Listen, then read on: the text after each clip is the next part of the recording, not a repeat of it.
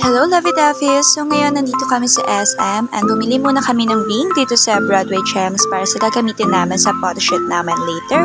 Then dumaan muna kami dito sa pen shop para bumili nung pabango.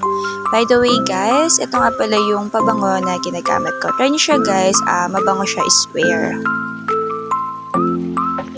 So ngayon, habang naglalakad kami dito sa SM, tumingin muna kami sa Labster. Then tumingin sila loves ko ng cup na katulad sa akin kasi gusto daw niya na pareho kami. Wow, couple yarn.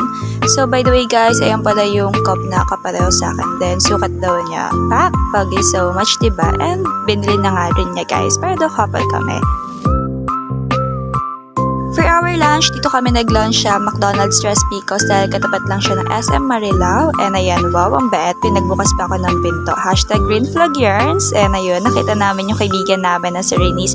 Napakasipag talaga. Add nyo na siya sa Facebook, guys. And naghanap na kami ng order namin. Para sa totoo lang, finiflex ko lang talaga yung nails ko. Charot!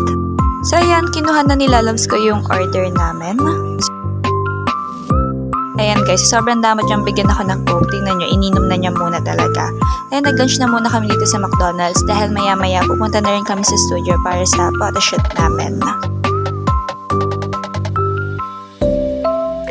So ayun, Lovey Davies, nandito na kami sa Hagen Studio. Located siya dito sa May Kawayan, Bulacan. And yung kinuha namin package is yung Allure.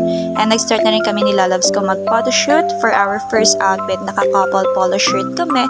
And nagsulat lang din kami sa whiteboard ng Happy 5th Monthsary dahil next month is 5 months na kami.